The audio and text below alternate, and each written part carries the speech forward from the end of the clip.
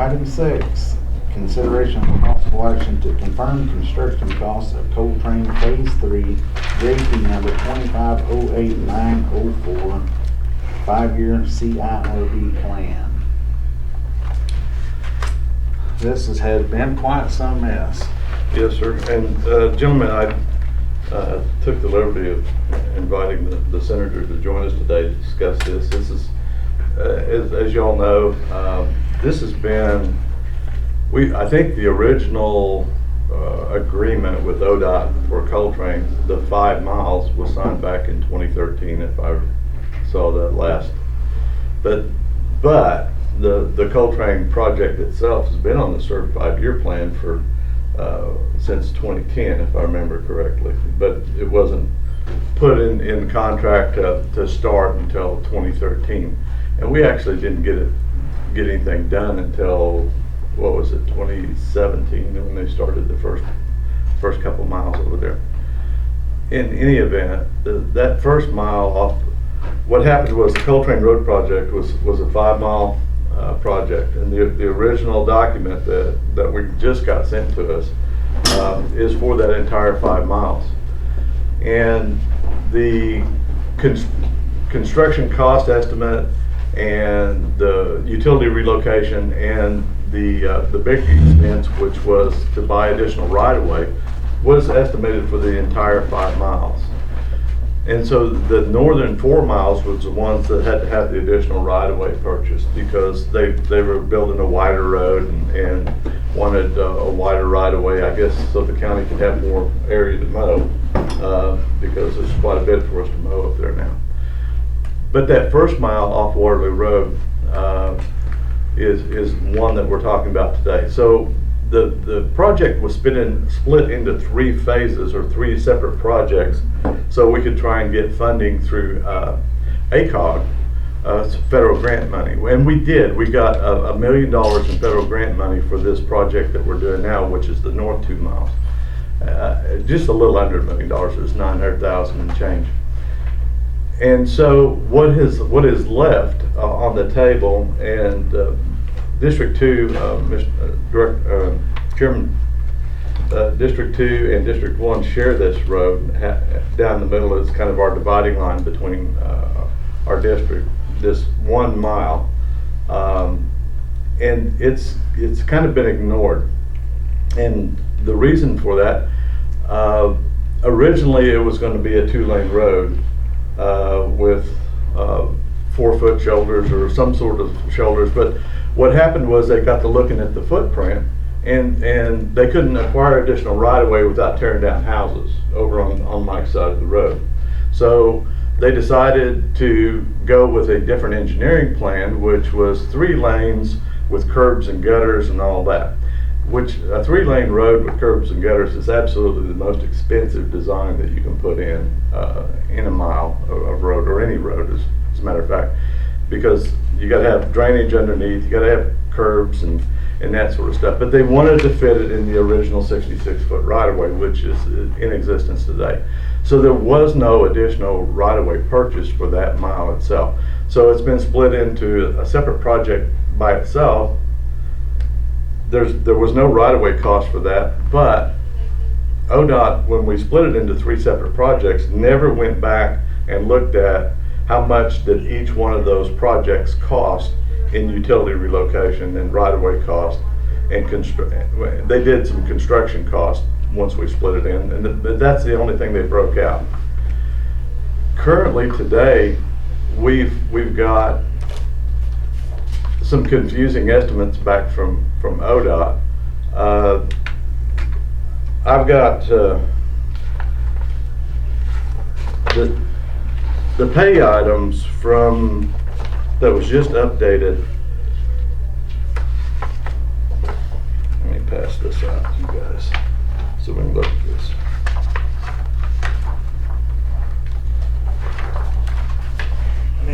Senator, if you'd like a copy of that, I'd be happy to.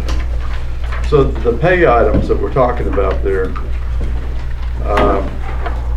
so that first sheet is our 5-year plan that we approved back in March 18th of this year. The second item down there, priority, this first item, the Crescent Creek Bridge is, you've already got that going, right? And they're supposed to let it in August. Okay, so that's being done. Our second priority was this Coltrane Phase 3. And the amount that we put on there was the amount on the pay item, which is the second sheet here, right? And that estimate was just recently redone in 2020 by the engineers that are responsible to produce these documents for us and ODOT. So the construction phase, the construction cost of that was $3,512 for a 3-lane with curbs and gutters and all that stuff. So what I did was I went back to those engineers and said, can we fit a 2-lane road with either 2-foot or 4-foot shoulders into the existing right-of-way and meet county road standards? They came back and said, yes, we can, and I'll talk about that in just a second. But that cost with 4-foot shoulders was approximately a construction cost of approximately $2 million. That's a savings of $1.5 million. And we've been trying to get the folks from ODOT to talk to us about that. There always seems to be some issue with why we either can't talk about it or why it can't be done. The last thing that I saw in the email was the average daily count. We'd have to examine that and look at some things and that sort of stuff. The third page there is what kind of prompted this whole thing on our agenda, was that ODOT sent this document to us for not just this project, but the other ones that we have on our 5-year plan, for us to go over that. And as you can see down under the cost estimates under construction, they've got an estimated construction cost of $2 million. That prompted some real questions from Troy and myself and other people that have seen this, because it kind of makes us wonder, did they look at what we had asked to be reconsidered to do a road with 2 lanes and 4-foot shoulders for $2 million construction cost? Were they okay with that? Because we hadn't heard, we didn't know. Or was that a misprint, a mistype? Because again, the estimates for this mile of road for right-of-way and utilities, the right-of-way, there was no $672,000 in additional right-of-way costs. There was no additional right-of-way purchased for that. We did all that work ourselves. We relocated some fences over on the east side of that road, and that was as much right-of-way work that was done. Utility relocation, there was no utilities relocated that I know of over there. There was no telephone poles moved or anything like that. And so, again, those total costs were taken out of the entire 5-mile, the original 5-mile budget.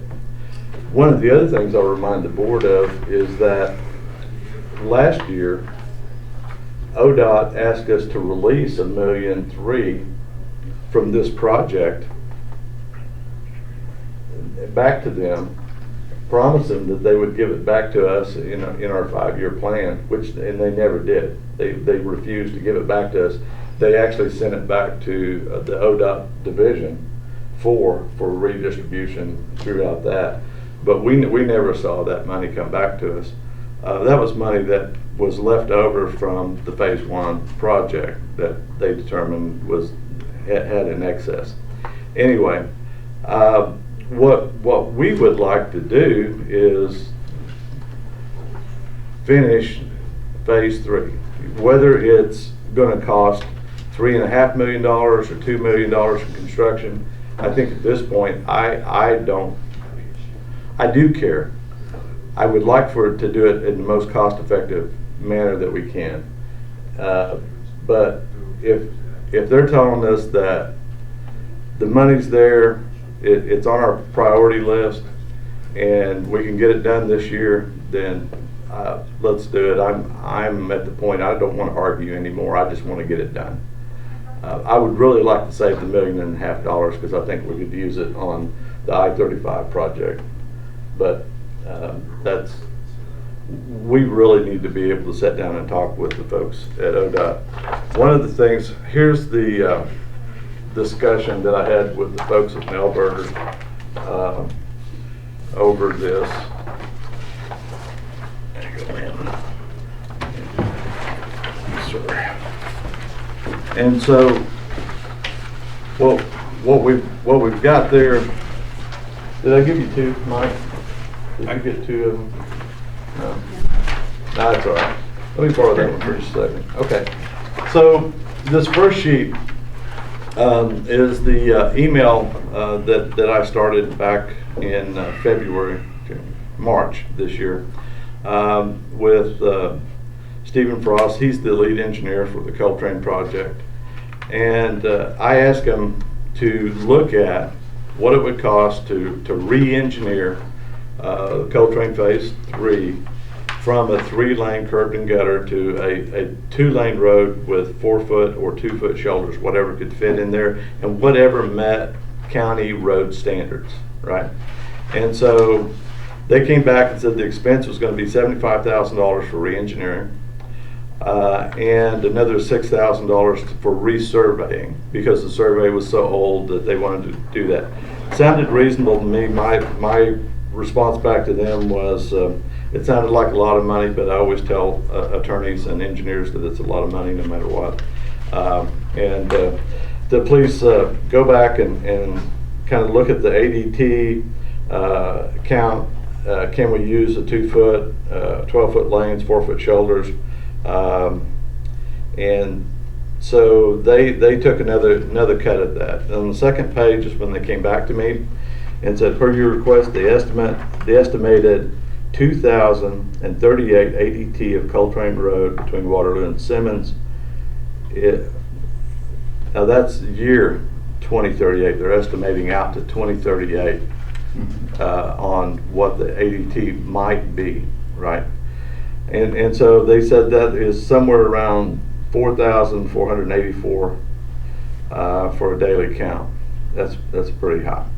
Anyway, the ODOT Design Manual Chapter 6 only addresses an ADT between 1,600 and 2,500. Therefore, we will use the AASHTO guidelines. I don't even know what that is, but it's something engineers know, for ADTs over 2,000. Per that, with the ADT over 2,000, the minimum paved roadway is 12-foot lanes with a minimum of a 2-foot paved shoulder on each side. As a part of the design, we would maximize the shoulder width to fit within the existing right-of-way with a minimum of 2-foot paved shoulders. And so I wrote back and said, great, give me an approximate construction cost so we can put that together for design. I assume your previous re-engineering $75,000 and estimated $6,000. So I wanted a total of what it was going to cost to re-engineer along with the construction cost to see if it was cost effective to do that, right? So the third page is where they sent that back to me. They sent two estimates, one for 2-foot shoulders and one for 4-foot shoulders, assuming that the 4-foot shoulders could be fit within the existing right-of-way. The total project cost with the $75,000 engineering fee and the $6,000 survey fee, the total project cost was $1,980,000 for a 2-foot shoulder, and $2,115,000 for 4-foot shoulders. That's, again, given the higher level, that's still a savings of $1 million, $1.5 million, pretty close to what is currently estimated for construction cost for that 1-mile road with 3 lanes and curbs and gutters. It's absolutely the most expensive design that they can go with. So anyway, what I'm asking for is we really do need to sit down with ODOT in a semi-public forum. I mean, I get the feeling they really don't want to come to a public forum and discuss this with us. But I would like to think that they want to do what's best for the taxpayers of Logan County and Oklahoma, and the CERB money comes out of there as well. Again, I'm going to try real hard not to be too critical of ODOT. They've got a lot of these projects going on, and maybe they just dropped the ball on this one. But it's a ball that keeps getting bounced around, and I would like to see it. I'd like to see us put this project together and get it done. And another, just a side note, with the money that we would save from this, we could pave about 5 miles of road ourselves. We could re-overlay 5 miles of road with the contracts that we've got today. That's just with the savings. This road could have been completed at least 5 years ago that I know of. We could have repaired, done base repair, and paved that road, repaved that road, and made it functional for the people that live there for approximately $250,000 5 years ago. But it's just sat there, and it's just deteriorated, and it's one of the worst roads that we've got, paved roads in our part of the county. And with that, I'm gonna get off on the soapbox, but I'm not really appreciate not it. on the agenda to talk about this, but while the senator's here, I'd like to point out that if there's some way that we can get the CIRB funds released directly to the county, I think we could save taxpayers, bukus of money. For a quick example is, I built a bridge out on Midwest Boulevard. No, it wasn't Midwest, it was, anyway, out here east of Guthrie. I built a 62-foot bridge. It's 26 foot wide, meets all the standards. I built it myself for $72,000. ODOT's fixing to do this job for me up here that's probably gets 25 cars a day on it, and the estimated cost on it is like 1.2 million. It really don't make no sense to me, but I appreciate them helping me do it, but I think they overkill a lot of these projects. If I may, what I see is that the ODOT is in the business of building highways. And I see what they're going to be doing up here on 105. And what they're going to be doing on 105, going east of Guthrie, is exactly what they are designing for Luther Road going north. It costs a heck of a lot more to do that north of Waterloo. And the consequences of that is that we could probably pay the entirety 10 miles for what we're spending on that 2 miles of Luther Road, and make it a good road, a safe road that would get the people out of the mud and really increase the ability for people to get from Oklahoma County up to 105.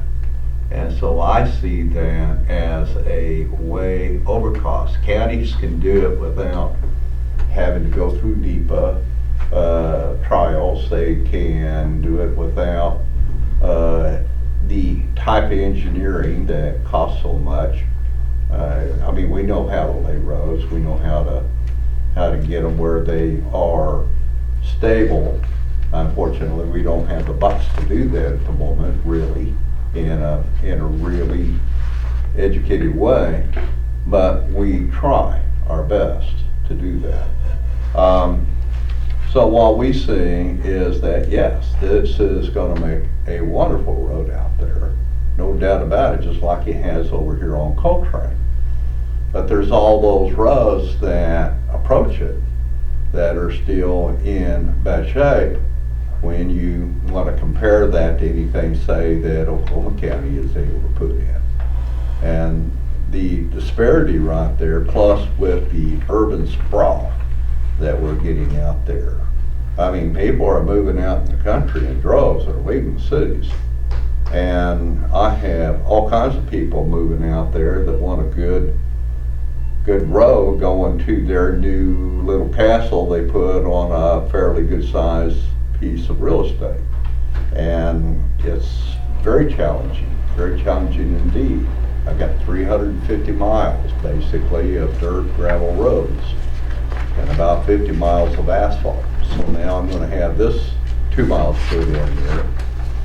Originally it was going to be 10, then it was 6, then it was 5, now it's 2. And you know, it's just disheartening. It's a huge challenge. Like, I agree with what you're saying. The counties can do things a lot more efficiently. And then the other downside, if I might, of all this high-end over-engineered road is once they get finished with it, they turn it over and say, okay, county, you're responsible to maintain it now, right? So now we've got 12 in Coltrane Road, for example. By the time we get finished with that, that'll be $14 million in 5 miles of road. And yeah, it'll last for another 5 or 6 years, and then it's going to need some maintenance done to it. And now we've got this behemoth out there that we can't maintain. It's like giving somebody a big yacht and saying, now you got to pay the insurance and the maintenance upkeep on it. And you know, it's the fee for service thing we talked about. If you can't afford the yacht, you can't afford the maintenance on it. So that's another big problem that we've got, is now we're responsible for doing the maintenance. And there's no maintenance funds that come along with that. I mean, we're stuck with what we got and what we get. And that's the challenge that we're having, and that's why, I mean, Mike brought up a real good point. If we were given the funds, and Monty too, for building bridges, roads, whatever, if the funds came directly to the county and let us put it in our own plan, we manage the, is it CBRI funds today? CBRI was also at one time managed by ODOT, and now it's sent directly down to the counties. And we manage our own funds there. It's done by spreadsheet. It's kept by our county clerk. We as the Board of Commissioners vote on which projects we're going to use that money for, and look at it that way. We really do need to put together, the statutes calls for a five-year plan at the county level, right? And that we share that plan with ODOT. And any funds that come from ODOT, we show that up on the 5-year plan. But that has kind of drifted away from being a county responsibility. I think some counties use the CEDs for some of that stuff to help them with that. Our board has taken the position, since I've been here anyway, and maybe before that, these fellows can answer that, that's our responsibility. Our county roads are our responsibility, and the statutes reflect that as well in a lot of areas. So, sir, I really do appreciate you being here and taking an interest in this. And with that, please, if you'd like to say some things, we appreciate hearing from you, sir. Mr. Chairman, may I? Sure.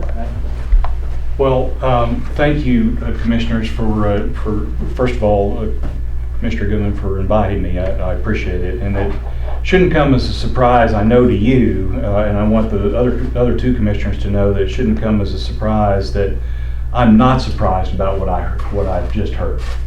I've been made aware of that on multiple occasions.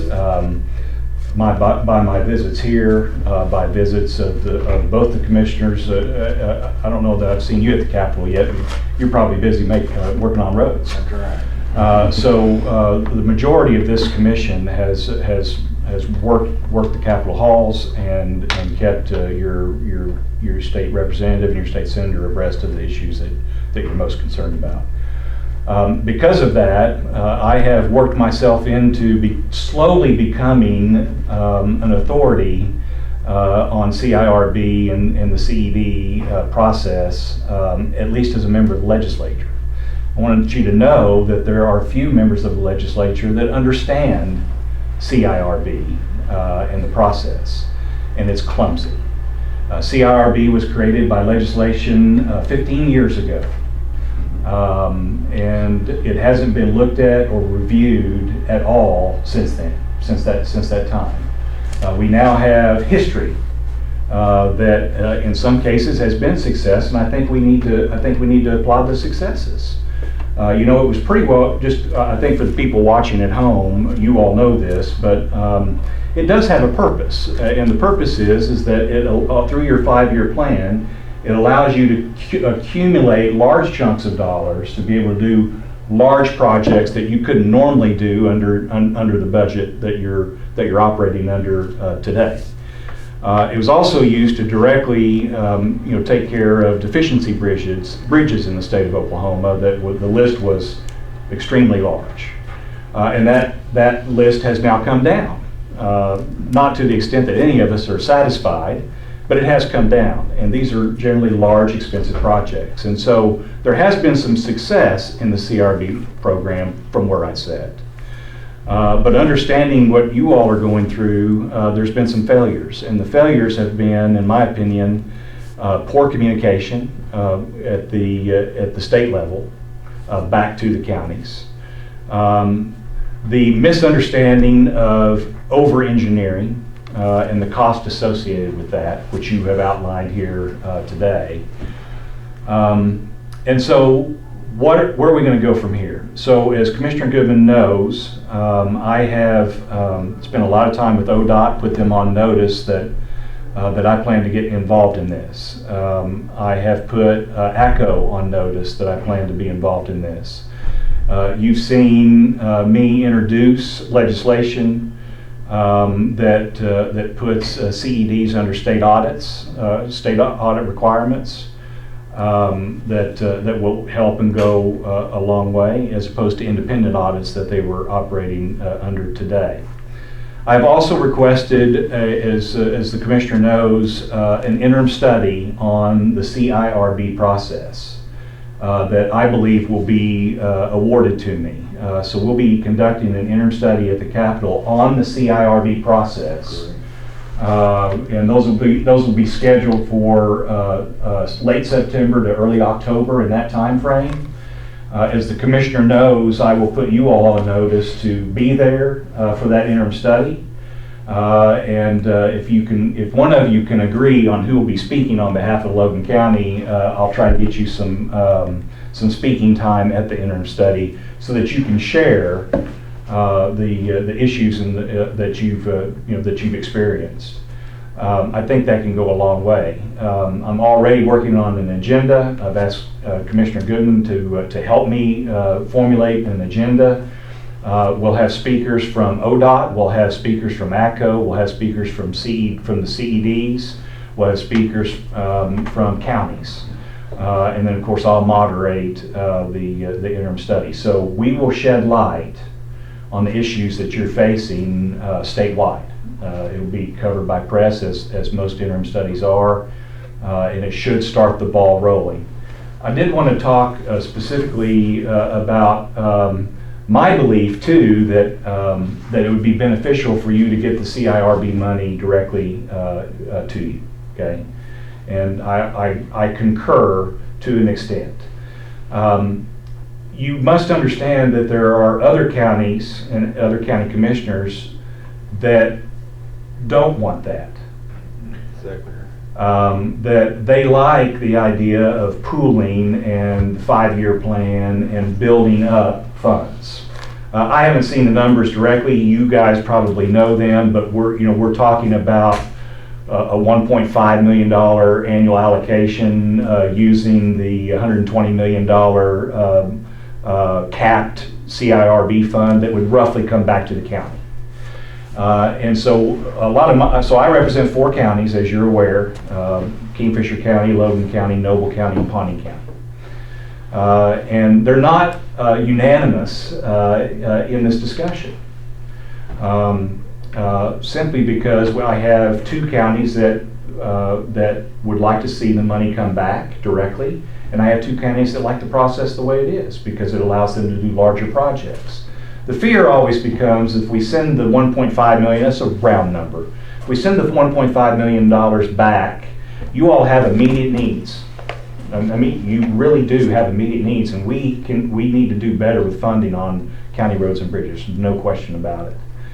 The fear becomes that those immediate needs would somehow eat up those SERB funds, and when the big project comes up, when the need to do a 3 or 4 mile project or a $3 million bridge or a $5 million bridge, because you don't have that accumulation over time of dollars, that the money wouldn't be there to do that. That's the fear that other counties have. So we have an issue. We have an issue with SERB and how that's functioning, and I think there are much needed improvements that can happen, should happen, and will happen. That's something that I'm going to battle for as long as the citizens allow me to serve in the legislature. You have my word on that. But I also need your help. I need your help to work with your other ACO members, and for those watching at home, ACO is the Association of County Commissioners of Oklahoma. I'm going to need your help to start attending those meetings and to start entering into a dialogue and getting some sort of consensus on the direction this ought to go. It seems to me, and it's been brought to my attention, that maybe this can be a county option. Okay?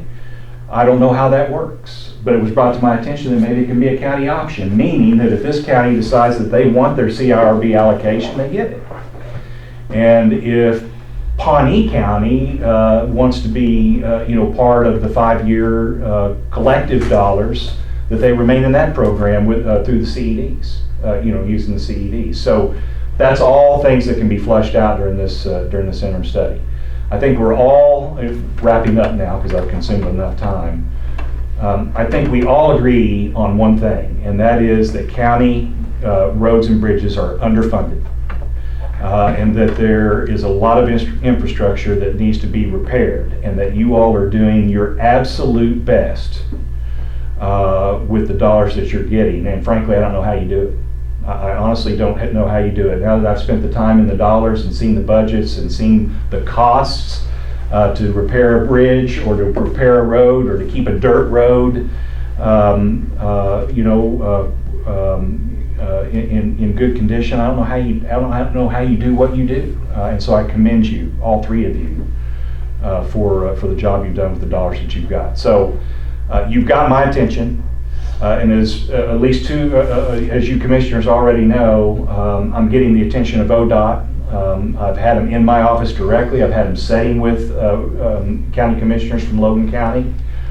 I have my colleagues in the Senate, and I'm working on the House too, to see the importance and the value of needing to make some changes in CIRB, and I'm committed and focused on doing that. So my first start is to conduct this interim study in late September, early October, and I do believe now, for the record, those have to be approved by Senate leadership. But I have a verbal commitment that it will be approved. We're in a COVID era now. The Capitol is under major construction, so our meeting facilities are not as available to us as they once were. And so we've been requested to keep our interim study requests down. I had 4 interim studies that I wanted to request, and I pulled 3 of them so that I could make this my single and only priority. So I want you three to know that I'm committed to this, and I'll do my absolute best. But please, repeating now, but please get with your colleagues and let's try to work out some sort of consensus on because it's going to be difficult for me to go to the well of the Senate floor and battle for you to get dollars direct when I've got half my colleagues, their county commissioners, are telling them that we don't want this. We want the cumulative dollars under the 5-year plan. So I could really use your support going forward to try to reach some sort of consensus with your other colleagues in your 76 other counties, with Logan County, of course, being 77. So thank you very much for letting me address the commission. I appreciate it. Well, thanks for coming. But as these guys pointed out already, they come up and build a $3 million road. This month I got $166 deposited in my M&O account. How am I going to maintain that $3 million road with $166? I can't even brush hog it. So. I could not agree more. You know, and M&O is, you know, is a big thing. You know, we got you some direct money, you know, for M&O this year. Sure. That doesn't come close to meeting the needs, but it's a start. But I completely understand and know the importance of M&O dollars. Yeah. I appreciate you coming up, thank you. Well, thank you, and if you're okay, I'll excuse myself, but I do appreciate the opportunity to address the commission. Yeah, thank you. Thank you, Mr. Appreciate Chairman. that. You bet. Have a good day. All right. Thanks for your help. So Marvin, are you wanting to, on this agenda item, was you wanting to make sure that the cost was $2,115,524.94? I mean, that's what So, Melberger. yeah, so that's what Melberger says it can be re-engineered for and done. They can have the re-engineering done rather quickly and the survey done. Once that's done, it's ready to start. I mean, it's been shovel ready for a long time. The re-engineering would take a couple weeks. The resurvey would take about a week. I think that can be done concurrently. I am sure that it could be ready and re-engineered before ODOT could let the project. So one of the things that I really want to do is get ODOT to address this with us. I'm with you. We just need to find out, you know, are we stuck with what the design that they've got, the $3.5 million design? If so, if they're ready to pull the trigger on it this year, let's get it done. If they're interested in helping us save $1.5 million that we can use in our SERP program for like the I-35 interchange, which is not completely funded, or even Mike's Luther Road project. $1.5 million is $1.5 million. A lot of A lot of money. And that would help us speed up projects here. So that's what I'm wanting to do, sir. That's what I'm wanting to do. So I'm just interested in a motion on this, or do we need a motion? Well, I don't think we can confirm the construction cost without ODOT here. That was the assumption was that they would be here and we could confirm that with them. So at this point, I'd like to table this item until we can get a commitment from ODOT to come visit with us. And even if we have to schedule a special meeting around their schedule to do that. All right. So I concur. All right. Thanks, sir. all righty, thank you for bringing it up.